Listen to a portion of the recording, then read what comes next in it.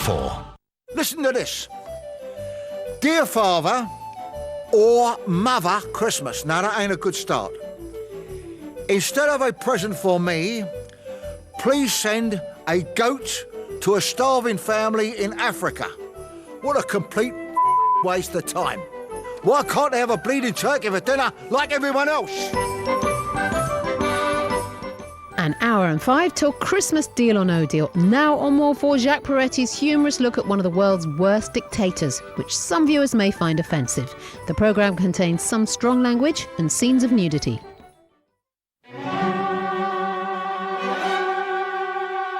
This is Adolf Hitler, one of the most evil megalomaniacs the world has ever known. He invaded countries. He disliked Jews for some reason. He loved big rallies with flags and lots of marching. And he absolutely adored small dogs and standing camply against a tree.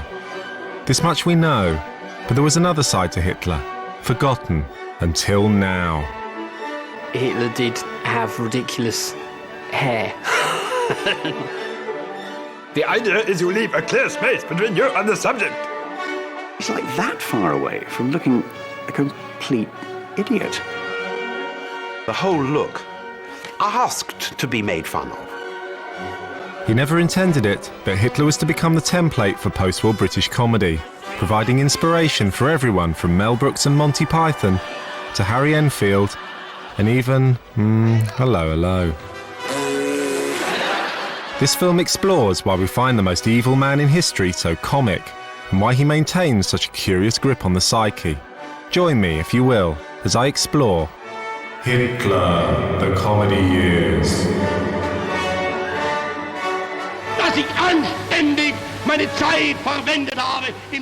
There are so many little sort of almost subliminal visual cues that you can give people that will make them kind of think Hitler at one level without specifically thinking Hitler at another level. From Freddie Starr to Basil Fawlty, the way his hair's combed over. Yes, Fawlty Towers, hello. Even in Father Ted. I invite them round and they don't even let me tell them my side of the story. The classic episode where Father Ted stands behind a stain on the window and gives him a Hitler moustache.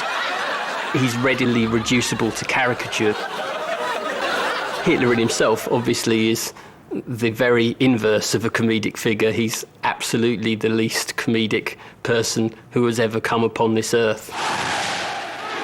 In the early days, no one thought of him as evil or comic.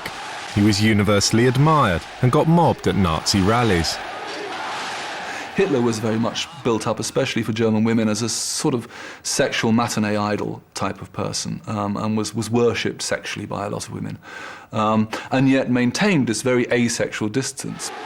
He became this asexual sex god, in a sense, untouchable, Christ-like figure, worshipped by many people, men and women.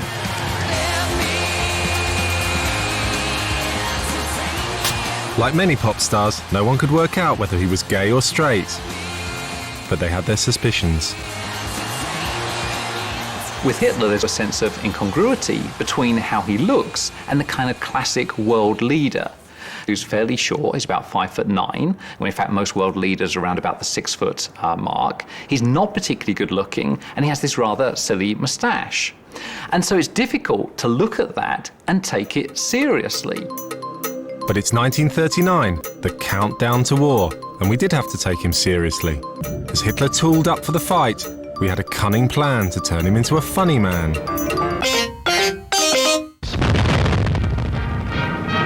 Das ist der Königstiger. War begins, and instead of fighting the Nazis, Prime Minister Chamberlain puts a devastating alternative plan into action. He asks the BBC to round up all their comedy writers, put them in a small truck and take them to a secret location in the West Country, where they are told it is their national duty to take the piss out of Hitler. I mean, he's a gift, isn't he? And it beats fighting him. At the beginning of the war, you don't want the British population thinking we cannot defeat this person. And so what do you do about that? You can't confront them with the facts, because the facts are... He's got a moustache, he's got tanks, and he's going to win. So what you do is use humour. And this is the first thing those comedy writers came up with. Hitler can't kid us a lot. His secret weapons Tommy rot. You ought to see what the sergeant's got down on the Maginot Line. Devastating. So you see a lot of propaganda from that era, all about making mockery out of Hitler, making him a laughingstock.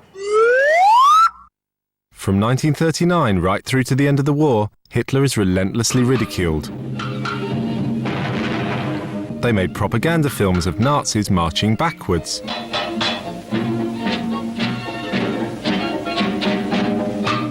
Walt Disney wrote Donald Duck into the war effort, hilarious as always. In De Fuhrer's face, he plays a coerced munitions worker. So anxious to please his superiors with his adulation of Hitler, he almost brings down the Third Reich.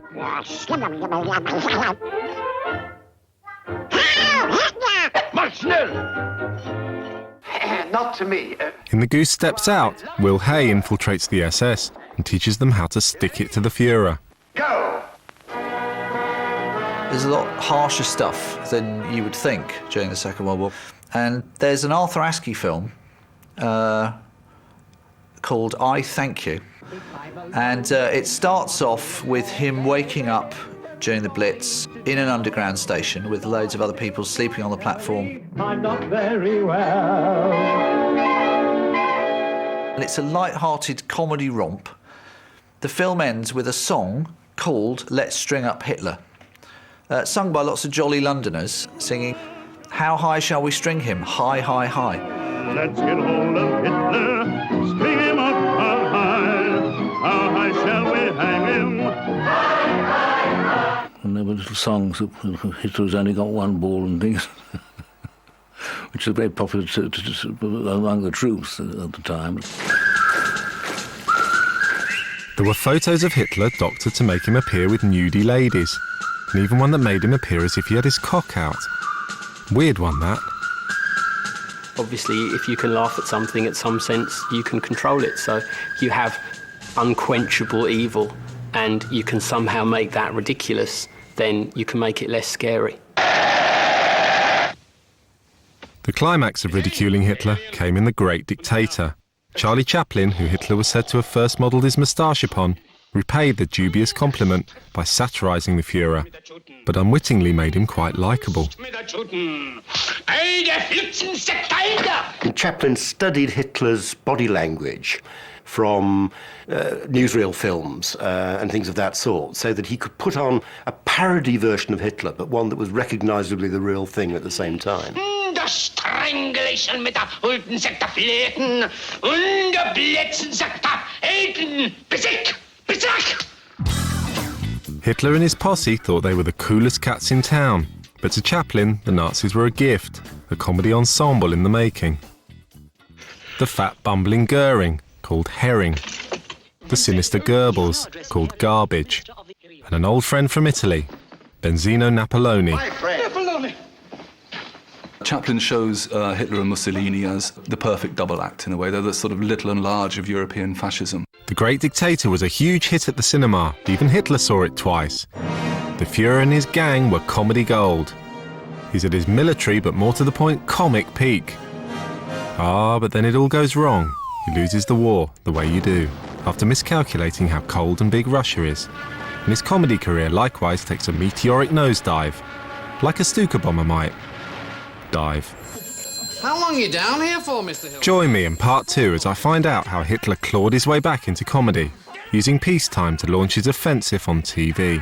Take it easy, Dickie, old chum. I'm sorry, Mr. Johnson. He's a bit on edge. He hasn't slept since 1945. In 1952, a young Princess Elizabeth was prematurely catapulted to the throne. For her mother, it was the end of her reign. It must have been upsetting, all the power going to her daughter. As the royals vied for their future roles, the coronation became a battleground. Every time he tried to do something, he was slapped down. It was the Queen Mother versus Prince Philip. Prince Philip said, "This is ridiculous." And the gloves were off. It caused quite a ruckus. She was very protective of her dynasty, and no one was going to get in the way of that. Another chance to see the Queen's coronation behind palace doors. Monday at 9 on More4. There's always something good on a Sony TV. And now there's something good off as well. The Tesco sale. Every little helps. That's no prescription for me.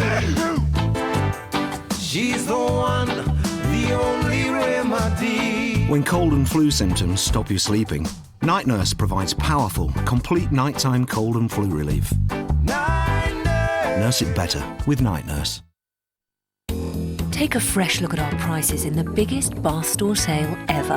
There's up to 50% off and more to choose from than ever before. Add a dash of style with this Whirlpool bath at half price.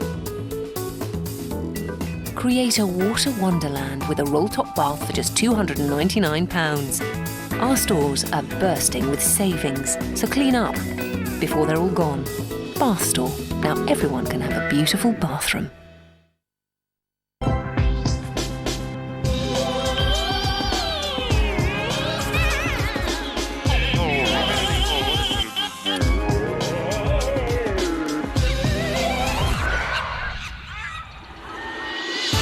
The new Seat Ibiza, where beauty and technology come together. Now with typical 0% APR on selected models until March the 31st. Halford's biggest ever sale is online now at halfords.com with better than half price deals. This Trax mountain bike, this Graco child seat, this Kenwood stereo. They're all better than half price. Plus reserve or buy online by midnight on Christmas Day and get an extra 10% off virtually everything. The Halfords sale. Online today. The biggest ever PC World stock clearance sale is online now and doors open 7 a.m. Boxing Day. PC World.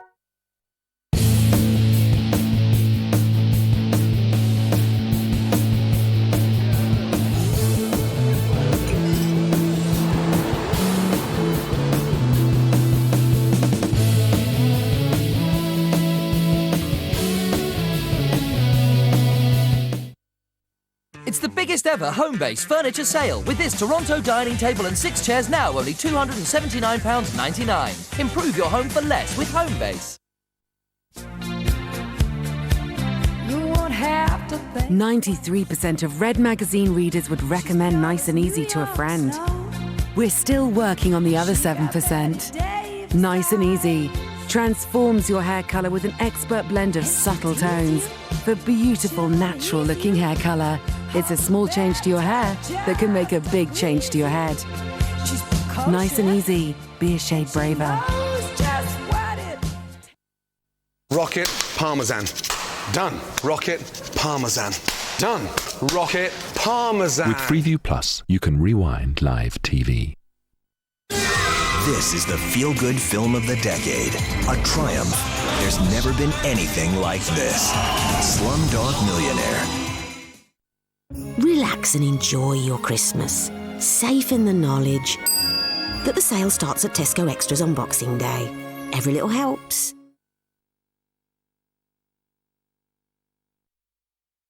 I put a spell on you.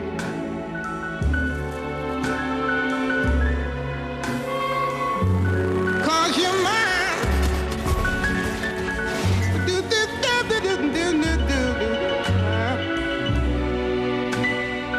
You better stop the things you do.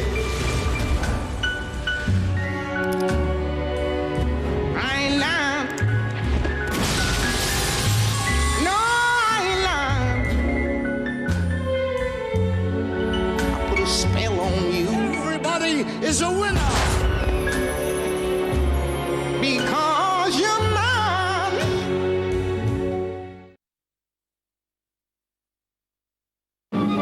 During the war, Hitler had been a top funny guy, and the fact that he lost was just the best punchline imaginable. The end of the war, however, revealed something unimaginable that brought the joke to an abrupt stop. Right at the very end of the war, when the Allies liberated Germany, of course, they found the concentration camps. And when the newsreels came back and people saw what had been happening, all of a sudden, all the Hitler jokes seemed to stop. And nobody really made jokes about Hitler for quite a long time after the war, because it had just totally ceased to be funny. Knowledge of the concentration camps is the shrapnel in any jokes told about Germans. It's always there at the back of the mind, and it's the reason, justly or unjustly, that we will forever see Germans as Nazis. It was too horrible to believe, and too widespread, to believe that it could have been simply done by a minority and everybody else simply following orders. And of course, the idea of I was only following orders has become a standard joke ever since. Well, I'll just get your hors d'oeuvres. Hors d'oeuvres, which must be obeyed at all times without question. So in the years following the war, Hitler was gone. We wanted nostalgia for the war, minus that horrible bit we'd found out about at the end. The answer? War films. And there were hundreds of them. Well, thousands of them. It was a very popular genre in the 1950s. In fact, some film reviewers said they wished they could escape from the films about the war. They had to sit through quite so many of them. The most popular subgenre of the war film was the prisoner of war film, like the wooden horse, with wooden acting from everyone but the horse. The high action limited to vaulting a box. If you look at post-war films about the Germans, particularly in the 50s, under the influence of that same mood which created the very strong Labour government in 1945, the idea of class cooperation is very important, of the working class being on an equal footing with the officers. Carefully planned, sir. Shows the goons there's nothing inside. So this was how class cooperation worked. The tough officers have a top public school boy plan to dig a tunnel. Here we have a trap door, about 18 inches down in case the fellows start to probe. And then get some chirpy Cockney geezer to dig the bloody thing. War films entered the comic psyche so deeply, they were spoofed for years after. Parodies of war films became a genre of their own, with Carling's the most successful, with its meticulous recreation of the Dam Busters' stirring music, the crackling intercom, and the bouncing bombs. But with a modern twist, the Nazi goalie. We couldn't even score against him. We made films in which there are Nazi figures, but they're parody, two-dimensional figures. As you no doubt will have guessed, I am the commandant of Colditz Castle. By the end of the 50s, in films like The Colditz Story, we began to portray Nazis in a more human way. They still had monocles and clicky heels, but they also had contradictions and feelings. It was handy since it fitted the new mood. The Germans were now our friends. We were helping them to rebuild their country. Look, smoothing away the pain of the past. We loved war films, but how could you make a war film with no Nazis in it? I know, the sea. Look, no Nazis. In the cruel sea, many hours of celluloid were dedicated to scanning the horizon. Hitler's nowhere to be seen. He's gone underground, or, gone underwater.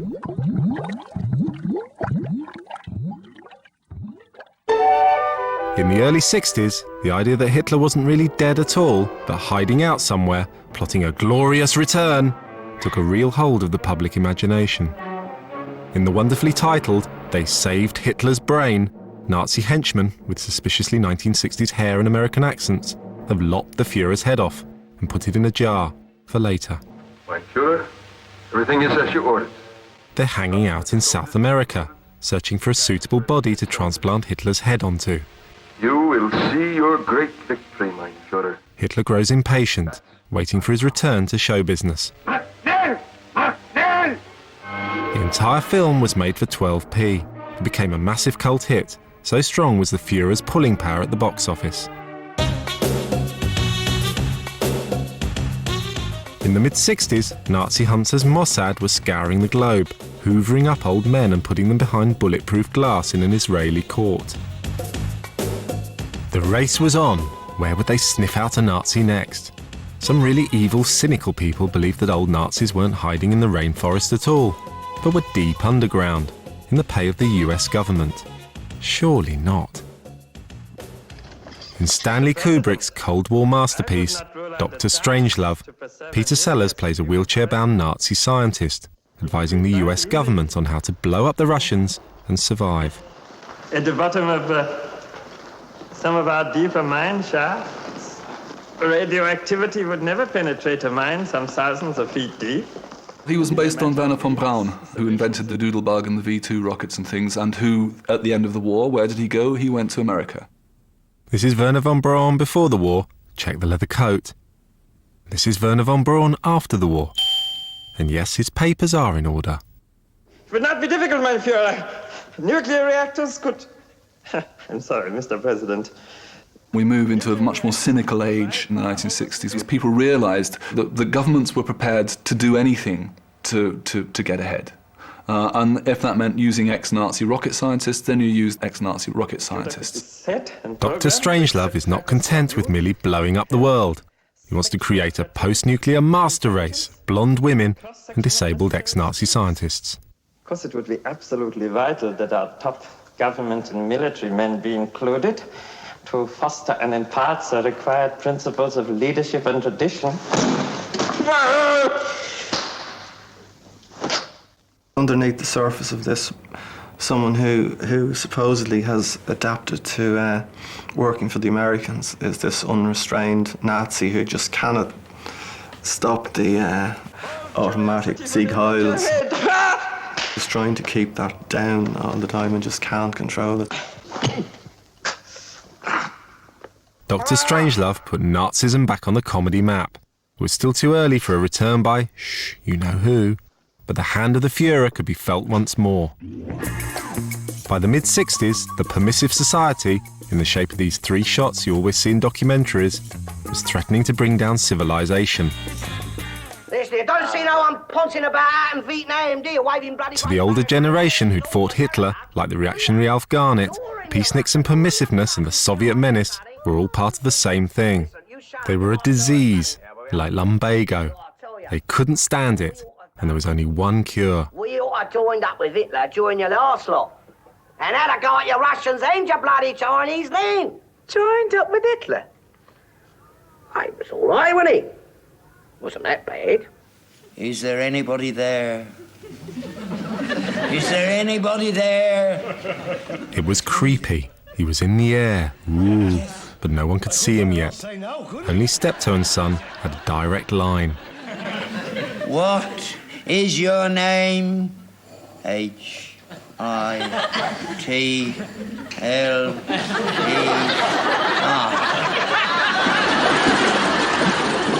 He's about to make his big comeback.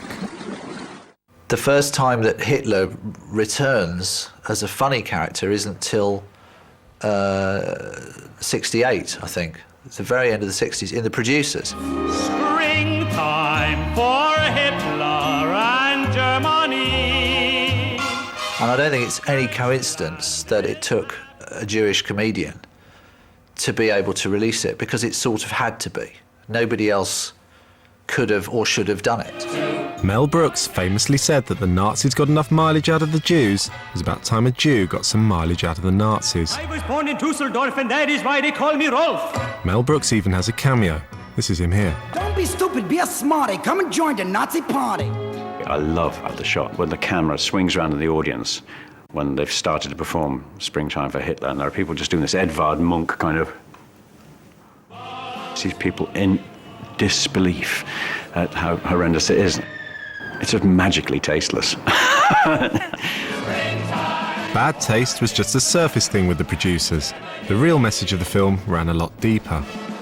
It's really much more of an attack on McCarthyism in America than it is an attack on Hitler. And Zero Mostel, who plays Max Bialystock, is a Jewish comic actor of enormous stature whose career had been destroyed by being placed on the McCarthy blacklist. Mel Brooks uses Hitler to get revenge on the values of McCarthyite America, still very much alive in the late 60s. In The Producers, the only real Nazis are the McCarthy-approving audience. Talk about bad taste. It released something, that film. Perhaps by just going straight in with the ultimate, a full-scale production number of goose-stepping Nazi chorus girls. After that, Hitler does kind of come back. People do start doing Hitler impressions again. Hitler was out of the bunker, but would he make it on mainstream TV? One man was responsible for putting Hitler on the box. BBC Director General Hugh Carlton Green. As a Daily Telegraph correspondent in the 1930s, he had written at great length about the rise of Hitler and the rise of Nazism, and seeing the consequences of ultimate illiberalism and how horrific they were, he was very aware of that as the thing he was fighting against. It was one of the weirdest paradoxes of broadcasting history. Hugh Carlton Green, who'd witnessed Nazism firsthand, saw comedy's resurrection of Hitler as a cornerstone of freedom of expression. Green took over the BBC in 1960 and basically made the decade, championing a new generation of comedy writers who were chomping at the bit to do Hitler. Unfortunately, Hitler's first outing on TV wasn't the funniest. Herr Hitler, if you had to do it all over again. A laid-back, diffident Oxbridge Hitler, played by Willie Rushton, with a gag that took longer than the war. My moustache made people think of me as a villain. But Herr Hitler, Mr. Charles Chaplin wears a moustache and everybody thinks of him as a villain. Let him open just one concentration camp. Oh dear. Under Green, the BBC champion Monty Python, who used Hitler as a way of looking subversive and edgy. Haven't I seen him on the television? No. Television doctor? No.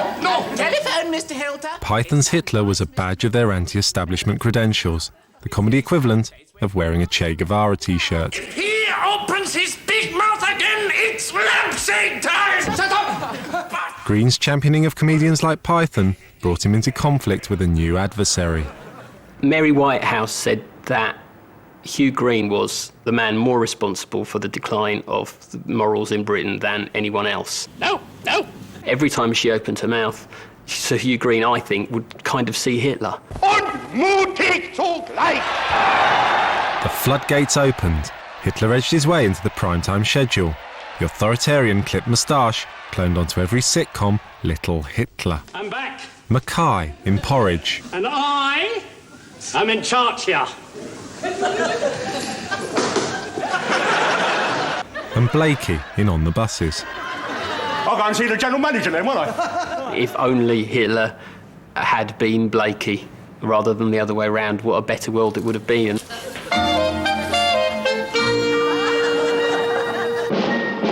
Hitler wasn't always right-wing.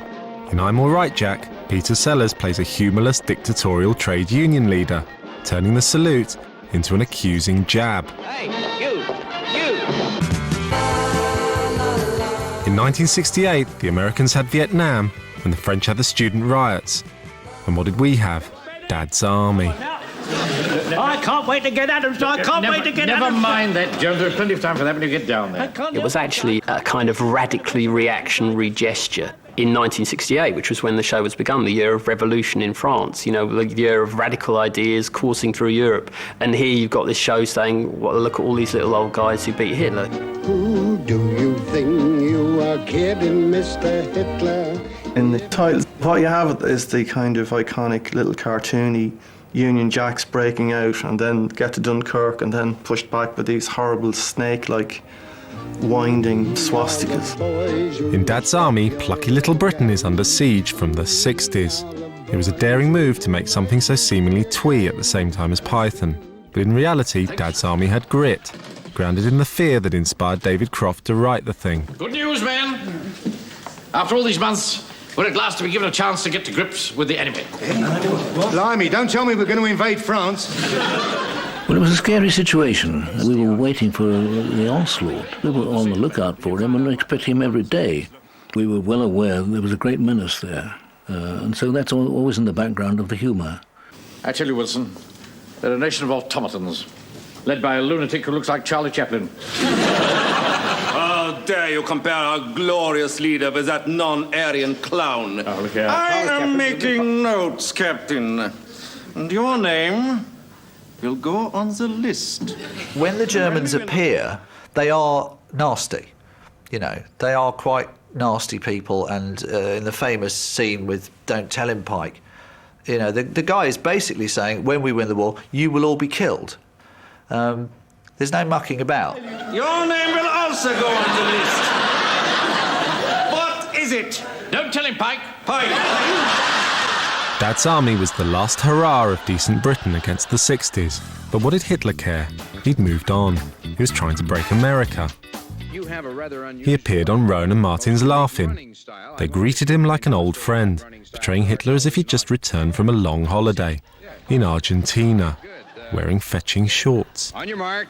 I'll give the orders around here. On my mark. Very interesting. Let's get! was ready for his next career move, Hollywood. Bring some here. Smith. In films like Where Eagles Dare, Clint Eastwood and Richard Burton got the chance to dress up in really snazzy uniforms and go psh psh and you killed me. Of course, they weren't Nazis at all, but crack undercover soldiers disguised as Nazis. So no dodginess about Hollywood glamorising Nazis then. Put your hands up. They were appearing everywhere. Nazis were even accepted on daytime American TV series. On America's greatest and most secret project. In Time Tunnel, Hollywood got round the problem of Americans not doing very much in the war by sending them back in a time machine to win it. Yes, sir, it's June 4th, 1944. Those groovy 60s scientists had the whole of history to choose from, yet every week it seemed to be Nazi Germany. They'd hired the uniforms, and by Goebbels they were going to get their money's worth. There's one thing about you Americans. You always have loyalty to one another. They're no longer a threat. And so what do? Well, you can carry on making fun of them, or you can do what Hollywood did to some extent, which is start to talk about them being sexy. And so you have the leather, you have the kind of good-looking Germans in the neatly turned-out Nazi uniforms. This is how we looked. Get out of the way, boy. And this is how the Nazis looked. Brilliant. Hitler should have been massive in Hollywood, but for some reason they didn't think he looked the part.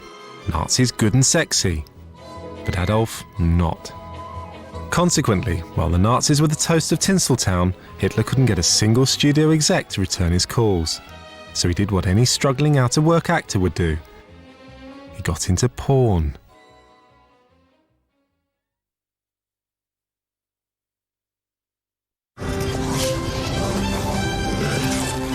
The Oscar award-winning short film from director Susie Templeton.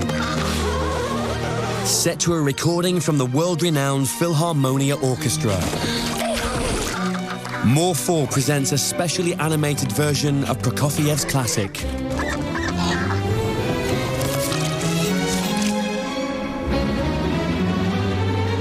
Peter and the Wolf, Christmas Day at 5:30.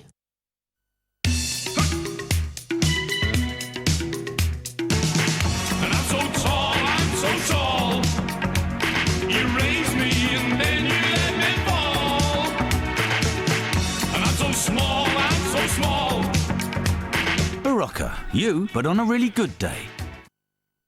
Spicy food giving you heartburn? Now there's a new cool way to get fast relief. New Rennie Ice. How cool is that? The mobile broadband starter kit from 3 is available at the low price of just $99.99, preloaded with up to 12 months of usage. Simply plug it into a laptop and you're connected to the internet straight away. For the perfect gift at the perfect price this Christmas, welcome to the Carphone Warehouse. The Moban half-price January sale starts Boxing Day. Work in harmony with a Moban designer to create your perfect kitchen packed with clever ideas. Wow! Call 0800 413 413 for a free design visit or go to moban.co.uk. Moban, clever kitchens designed around you. I love to change my style. To get there, I use a lot of heat. My stylist Leo told me about new Tresemme Thermal Creations and Recovery, a complete line of hair care products specially designed to work with heat. Leo says Tresemme is salon quality that's affordable. For a hot look, no matter what your style, Tresemme, professional, affordable. Get texture and definition with an amazing matte finish from the UK's #1 styling range. VO5 Extreme Style Matte Clay. Break the mold. My life flows on in endless song, above earth's lamentation. I hear the ring of falling that tells a new creation. No song can share.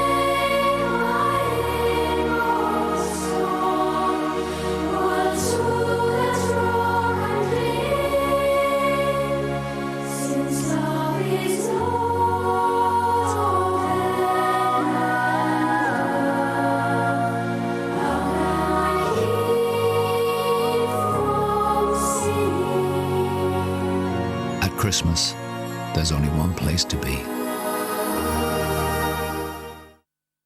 We now have Money Sense advisors in 1,000 branches. They're not there to sell, but to give you free, impartial financial guidance. NatWest. Helpful banking. Yes, sir. So, would you mind stepping out of the car and doing a breath test? Look, you had 2 pints, you're over the limit. That's a 12-month ban and a criminal record. Hey, it's company policy. I've got to let you go. I know there's only 20,000 on the clock, but that's my final offer. That's just great, Matt. No licence, no job. Now what? So, what's it going to be? At Halford's sale with better than half-price deals. Plus reserve online before midnight on Christmas Day and get an extra 10% off thousands of products. At halfords.com now.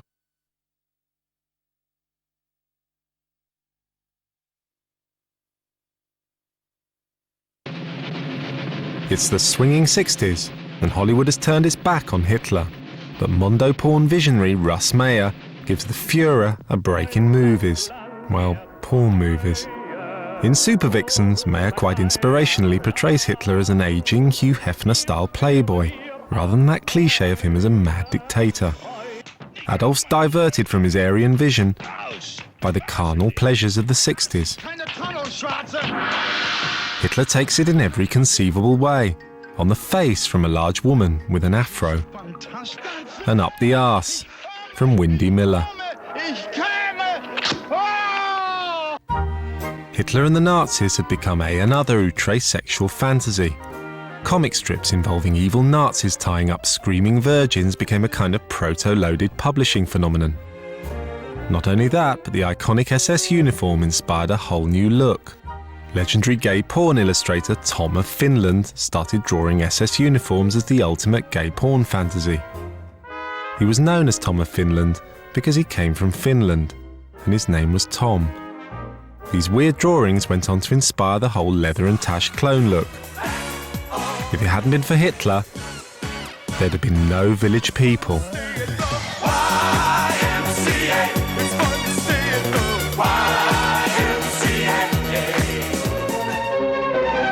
Fucking hell, what's going on here? A Wayne Sleep lookalike does Auschwitz in a very, very strange but very well respected film. Night Porter, I think, demonstrates the sort of homoerotic nature and the erotic libidinal nature of fascism. The whole sort of disciplinarian, sort of sadomasochistic thing which becomes much more important in the 70s. In The Night Porter, Dirk Bogarde plays an ex-concentration camp guard who survived capture and works as a hotel night porter. By chance, he comes across a woman who's been imprisoned in the camp. This being the 1970s, he decides he shall have her, and of course she still really wants it.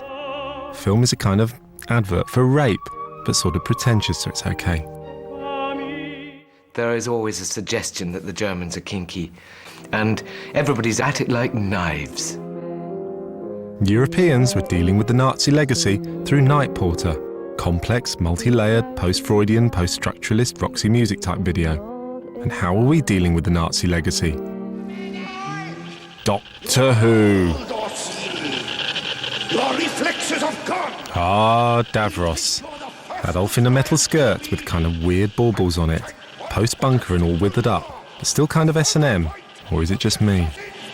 No, it's a fucking tin can. How can it be sexy? Yeah, with a dwarf in it. What's that? Well, it was sexy. What? Terry Nation, who'd created Doctor Who, said that he'd based the Daleks on the Nazis. He wanted to warn the kids that Hitler was an ever-present menace. Turn right. Halt. Now. Exterminate. Daleks are like stormtroopers, aren't they? Exterminate, it's like rouse. By the mid-70s, Germany's economy had overtaken Britain. Germany having the strongest currency and having nicer cars than us and dimmer switches on their lights. Intriguing. When they were still a ridiculous James Bond luxury in this country. The Metal March of the Daleks seemed to symbolise Germany's new economic threat and its relentless advance. And what did idiosyncratic little Britain have in response? Alexei Sayle with his yellow music gun thing. They were lording it over us. Even Britain's membership of the common market was seen as Chamberlain's capitulation all over again. The Germans were rubbing our noses in the Scheisse. Sprechen Sie Deutsch? The showdown took place in a shabby B&B in Torquay, a metaphor for rundown Britain. You speak German? Oh, German! I'm sorry, I thought there was something wrong with you. Oh, It's fairly extraordinary for a comedy show, a TV comedy show, to hit such a nerve as that. All differences forgotten, and no need at all to mention the war. Sorry. What was it again? The prawn cocktail. Oh, prawn, that was it. When you said prawn, I thought you said war. Of course we hadn't forgotten the war. Oh, the war! Oh, yes, completely slipped my mind. Yes, I've forgotten all about it. Himmler and all that. Oh, yes, completely forgotten it, just like that. My school, in the mid-70s, people still played, you're the German. Germans were still the baddies. So that's 2 egg mayonnaise, a prawn Goebbels, a Hermann Goring, and 4 colded salads. The Germans are abused and treated appallingly badly. They're reduced to tears. Oh, sorry. I think what makes it is the fact that the Germans are genuinely hurt by this, and they don't react in a kind of stereotypical aggressive German way. They're just genuinely hurt that he's done this. Oh, wait a minute, I got a bit confused here. Sorry, I got a bit confused because everyone keeps mentioning the war. Basil Fawlty is a fascist lunatic. And that's the whole series is based on the fact that this man is a repressed fascist lunatic, in the same way that Hitler is. Is there something wrong? Will you stop talking about the war? Me? You started it? We did not start it. Yes, you did. You invaded Poland. They're confronted by this lunatic. And in a way, that's an inversion of our traditional view of the Second World War. There we were, doing no harm, in our little seaside villages, and this fascist lunatic comes, over from Germany wanting to drop bombs on us. Who's this then? Start you, my... I'll do that for any more. He can't...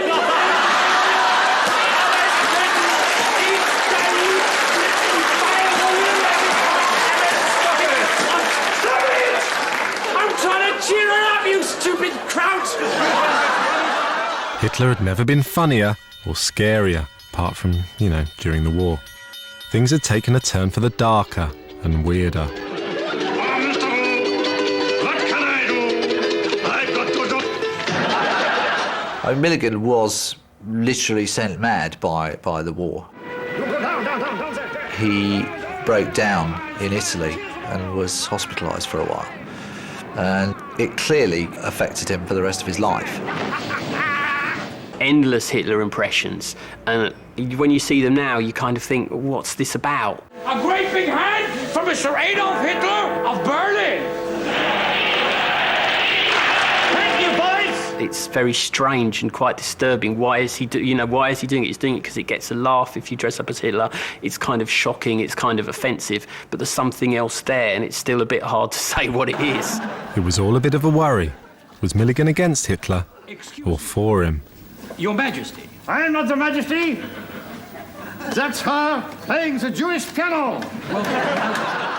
Milligan himself, someone of, in many areas, extremely liberal views, who was able to regard himself as the opposite of Hitler, when that wasn't probably always the case. Somebody's exterminated Granny! Yes! Put her in the curry! He even uses Daleks. Except for Milligan, they weren't Nazis, they were another foreign threat. Pakistanis. Now you know what's wrong with the country! Whilst Milligan did mental Hitler, renowned actors had a go at lovey Hitler. Thespians outdoing each other in actorial portrayals of Hitler's tortured leader. There was Alec Guinness, oh darling, doing the meet and greet with Obi-Wan Gravitas. Under your leadership, my Führer, we shall be victorious. Meanwhile, in another bunker, Anthony Hopkins is doing the same. Oh my God, it's Martin Jarvis, following orders, his agents. It's the politically correct 1980s, and although we think of this as being 1980s comedy... All we can say is they normally come in pairs. Mrs. Thatch doesn't have any, but she's got the country by them. That's all we can say. The reality was that Hitler dominated 1980s comedy. Adolf Adolf Hitler. He's goose-stepping up and down this pitch hill. Freddie Starr played Hitler as a harmless buffoon. But it was Allo Allo that bestrode the decade like a comedy colossus. The whole city lining the streets, shouting and favoring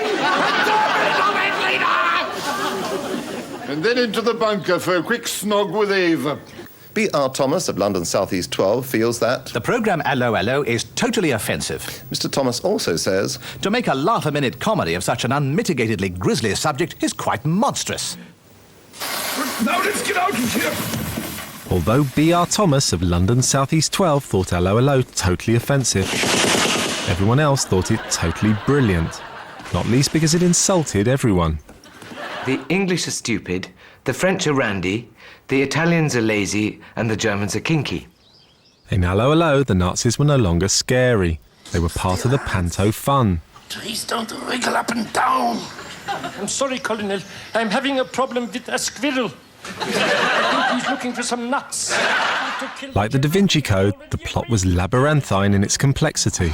Do you not see that if we kill him with the pill from the till by making with it the drug in the jug, you need not light the candle with the handle of the gatto from the chateau? They complicated things further with the hunt for a lost masterpiece called The Reclining Madonna with the Big Boobies. Our boobies are not big enough. As time went on, forgeries were hidden in ever more surreal locations, such as sausage skins, or down Nazi trousers, or down a pretend French policeman's trousers. I am wicking in a ginger fashion because my policeman's pints are full of dynamite.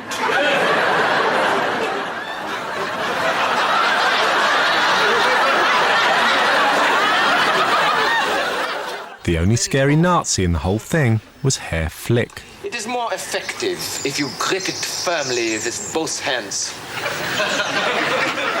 Now, pull, thrust, pull, thrust. Herr Flick and his comedy Eva Braun, Helga, had strict orders from Berlin to be as pervy as light entertainment would allow.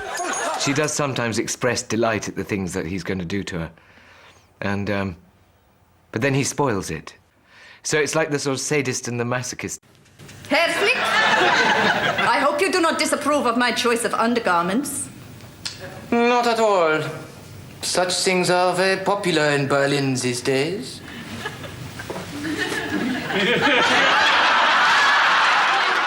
Cross-dressing, yes, plenty of that. Did you, Are you trying to ask me if I enjoyed it? Remember this? Allo Allo clocked up 15 million viewers and was a comedy Everest. Hitler's next outing showed it took more than merely the shock value of having Hitler in the show to make it funny. Heil, honey. Heil, honey. Heil, honey. Heil Honey, I'm Home was so disastrous it was canned after broadcasting for just one episode. I thought, this is really going to sound strange. I thought it was tastefully done. Nothing good to be said for it at all, really. The premise was Adolf and Ava move into this apartment block. Oh, honey, you're home. And their next-door neighbours, who happen to be Arnie and Rosa Goldenstein, who were possibly Jewish. Oh, that'll be the Hitlers. Arnie, be nice. I tried, Rosa. I don't know. There's something about me the guy doesn't like. The audiences were completely bemused, which is when it struck me that maybe this wasn't as funny as we thought it was. They didn't know what was going on because it was postmodernism gone mad. Adolf, have a bagel. I don't want a bagel. A bagel? What the fuck? The ones you bake yourself? There's a sequence that we used to build into it when Hitler would come into the apartment and the partner saying, "Heil, honey, I'm home," which is hardly camp at all. Rush to these French windows and fling them open, and you get these choruses of Sieg Heil coming up off the street.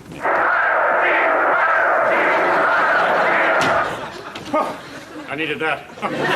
It still exists somewhere. Somewhere there's a vault with a tape, and they know who they are. None of us ever worked since. But maybe it'll be shown again and people will get a chance to judge it as it is, and then see what a load of crap it was.